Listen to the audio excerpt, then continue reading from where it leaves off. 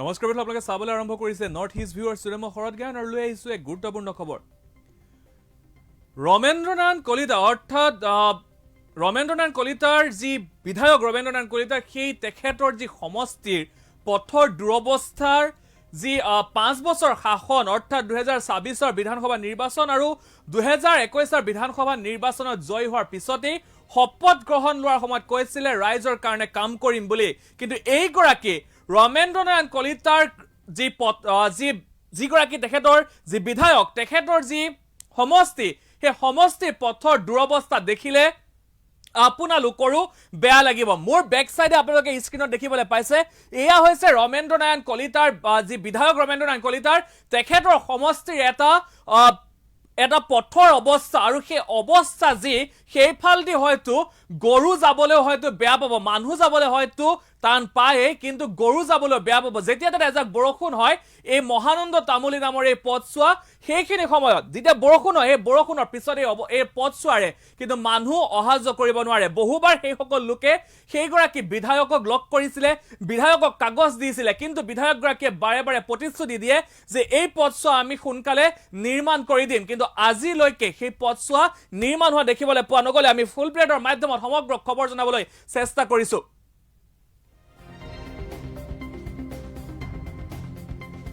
সৰুসজাই ষ্টেডিয়ামৰ সন্মুখৰ এই পথছোৱাৰ দুৰৱস্থা দেখিলে আপোনালোকৰো চকু কপালত উঠিব। বিধায়ক ৰমেন্দ্ৰনাথ কলিতাৰ সমষ্টিৰ পথৰ এই দুৰৱস্থা, এজাক বৰষুণ দিলে পথটোৰ চলাচল কৰিবলৈ সমস্যাৰ সন্মুখীন হ'ব লাগে জনতা। বাৰে বাৰে বিধায়কক আবেদন জনোৱাৰ পিছতো আজিলৈকে নিৰ্মাণ নহলে পথছোৱা আমি পুনৰ জনাবলৈ চেষ্টা কৰিছো।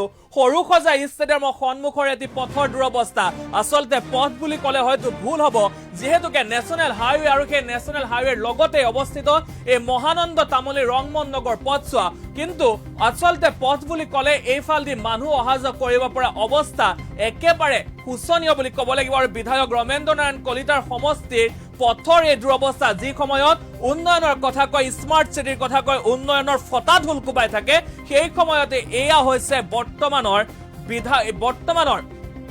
যি চৰকাৰ, সেই চৰকাৰৰ উন্নয়নৰ ফুপুলা স্বৰূপ। যদি ক'বলৈ যাওঁ বাহিৰে ৰংচঙীয়া ভিতৰি কোৱা ভাতৰি, আৰু এয়াই হৈছে বৰ্তমানৰ এই পথৰ অৱস্থা। আৰু এজাক বৰষুণ দিলে পথটোৰে চলাচল কৰিবলৈ সমস্যাৰ সন্মুখীন হ'বলগীয়া হয় জনতা। বাৰে বাৰে বিধায়কক আবেদন জনোৱাৰ পিছতো আজিলৈকে নিৰ্মাণ নহলে পথছোৱা, যিহেতু 2026 বিধানসভা নিৰ্বাচনেই আহি পালে।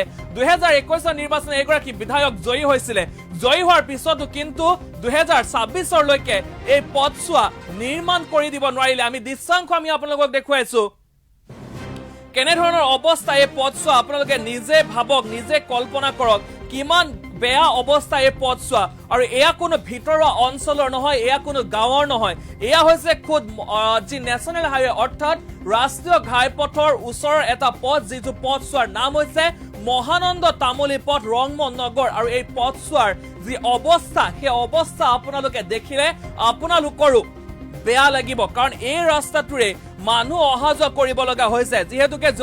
যিহেতু ওপৰৰ যি মাটি, সেই মাটি বাগৰি অহাৰ পিছত এই ৰাস্তাৰ পথছোৱা যথেষ্ট বেয়া হোৱা দেখিবলৈ পোৱা গৈছে। এভাগ নামঘৰ আছে, সেই নামঘৰলৈ যোৱা অৱস্থাও কিন্তু বৰ্তমান নাই, যিহেতুকে মুখ্যমন্ত্ৰী হিমন্ত বিশ্ব শৰ্মাৰ নেতৃত্বাধীন এই চৰকাৰখনে বিভিন্ন সময়ত উন্নয়নৰ ঢাকঢোল কোবাই থকা দেখিবলৈ পোৱা যায়, উন্নয়নৰ কথা কোৱা দেখিবলৈ পোৱা যায়, স্মাৰ্ট চিটিৰ কথা কোৱা দেখিবলৈ পোৱা যায়। সেই সময়তে কিন্তু এনেধৰণৰ অৱস্থা হৈছে খুদ গুৱাহাটী মহানগৰীত। এয়া কোনো গাঁৱৰ পৰিৱেশ নহয়, এয়া কোনো গাঁৱৰ ভিতৰুৱা অঞ্চলৰ পৰিৱেশ নহয়, এয়া হৈছে সৰুসজাই ষ্টেডিয়াম অৰ্থাৎ অৰ্জুন ভোগেশ্বৰ বৰুৱা সেই ষ্টেডিয়ামখনৰ অপজিটৰ এটা ৰাস্তা।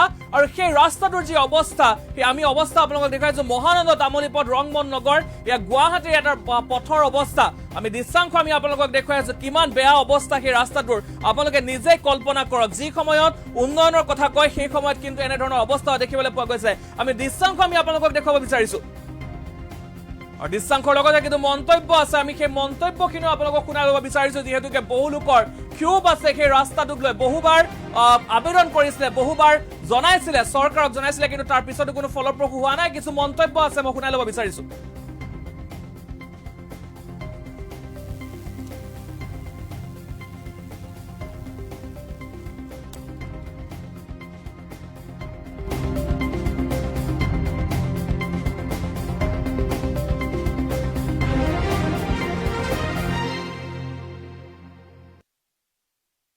আমাৰ বৰ্তমান বিধায়ক ৰমেন কলিতা। আপোনালোকে ৰমেন কলিতাৰ ওচৰলৈ গৈছিলে নে ৰাস্তাটোৰ সন্দৰ্ভত? গৈ পেলাই ইয়াৰ মানুহে গৈ বাসিন্দাসকলে গৈ, মই নিজে যোৱা নাই কিন্তু অইনবিলাকে গৈ ৰাস্তাটো সম্পৰ্কত কৈ আছে আজি দিম কালি দিম হ'ব, কেতিয়াবা ফাণ্ড নাই বুলি কয়। এনেকৈ কামটো পিছুৱাই এতিয়ালৈকে নহ'ল আৰু আজিলৈকে। উন্নয়ন মানে সমাহাৰত হোৱা নাই, কিছুমান অঞ্চল বঞ্চিত হৈ আছে, যেনেকৈ এইখিনিতো আমাৰ মানুহবিলাক 98ৰ পৰাই আছে, কাৰণ মই ইয়াতে 98তে মাতি লোৱা মানুহ, গতিকে সেই ৰাস্তা তেতিয়া যেনেকুৱা এতিয়াও এনেকুৱা হৈ আছে। এতিয়া কথা হ'ল মানে এইখিনি বহুত দিন কোৱাৰ পিছতো হোৱা নাই। আৰু চাওক, এই বৰষুণ আহিলে বোকা পানীৰ ঢল সেই মেইন ৰাস্তালৈ ওলাই যায়, আৰু সেইটো আন্তৰ্জাতিক এটা মানে এটা ষ্টেডিয়াম এটা, তাতেতো নেশ্যনেল গেমছ হয় বা অন্যান্য মানে ইণ্টাৰনেশ্যনেল গেমছবিলাকো হয়, কিন্তু তাৰ সন্মুখতে এনেকুৱা এটা মানে কদৰ্য ৰাস্তা এটা, এইখিনি ভাল কৰাৰ কাৰণে আমি এতিয়ালৈকে কৈ আৰু মানে হাৰ মানাৰ নিচিনা হৈছে।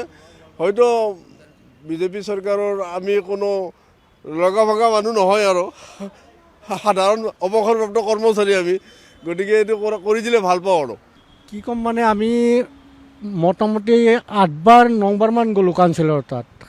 কাউন্সিলাৰে আমাক গ'লে দেখাই লিষ্টত ফাৰ্ষ্টত নামটো আছে আমাৰ, বোলো হ'ব এইবাৰ হ'বই, ছেপ্টেম্বৰত হ'ব, তাৰপিছত জানুৱাৰীত হ'ব, এনেকৈ ঘূৰাই আজিলৈ ঘূৰাই আছে। আপোনাৰ বাৰিষা বৰষুণ আহিলে আমি তাতে কেইবাৰ পৰিলোঁ, ল'ৰা ছোৱালী মাইকী চব সকলে পৰে, ধূলি যাব নোৱাৰি, বোকা বাৰিষা এনেকুৱা হয়।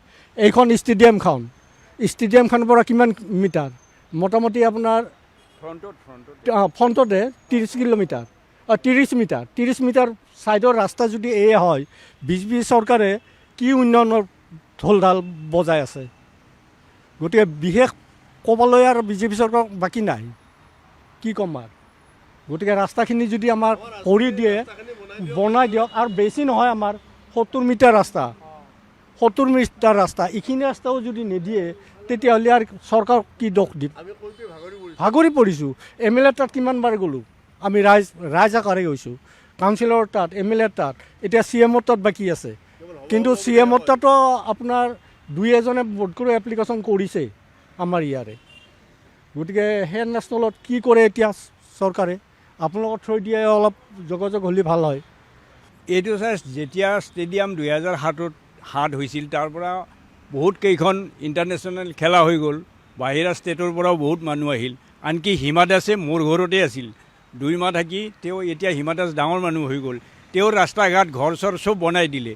কিন্তু এই ৰাস্তাটোৱেদি ষ্টেডিয়ামত কত মিনিষ্টাৰ MLA চবেই আহে, কিন্তু এই ৰাস্তাটো কেতিয়াও চকু নপৰে। হয়তো কোনোবা মানে চৰকাৰৰ যিয়ে কৰ্মকৰ্তা হেমাহিৰ কাৰণে হয়তো এই ৰাস্তাটো হোৱা নাই, কিন্তু আমি এইটো চৰকাৰক এতিয়া আমি দোষ নিদিওঁ, যাতে আমাৰ ৰাস্তাটো যে আমি এই নিউজ লাইভৰ জৰিয়তে দি আমি জনাব বিচাৰিছোঁ, যাতে আমাৰ ৰাস্তাটো এইখিনি কৰি দিলে আমি অন্ততঃ আনৰ ওচৰত, মানে আন ষ্টেটৰ মানুহৰ ওচৰতো লাজ হ'ব নালাগে। কাৰণ কিয়, আমাৰ ষ্টেডিয়ামখনত সদায় আন ষ্টেটৰ মানুহ আহিয়ে থাকে, ইয়াত খেলা হৈয়ে থাকে, ইণ্টাৰনেশ্যনেল খেলা হৈ থাকে। গতিকে ইয়াত আজিও আমাৰ এই জেগাত হয়তো ষ্টেডিয়ামৰ খেলা প্লেয়াৰ বহুত কেইজন ইয়াতে ভাড়াত আছে, যে এইবিলাক সিহঁতৰো সুবিধা হয়। এতিয়া বাৰিষা আহিলেতো এইটো ৰাস্তাইদি অহা যোৱা বহুত অসুবিধা হৈ যায়। এতিয়াতো ধূলা হৈছে, বাৰিষা হ'লেতো বোকা হ'ব। গতিকে আমি চৰকাৰক অনুৰোধ কৰোঁ, যাতে আমাৰ এই ৰাস্তাখিনি কৰি দিয়াৰ লগতে আমি চৰকাৰৰো এটা মানে ষ্টেডিয়ামৰ কাৰণে গোটেই জেগাটো ডেভেলপ দেখা যাব, সেইটো কৰিলে আমি ভাল পাম। আমাৰ বৰ্তমান বিধায়ক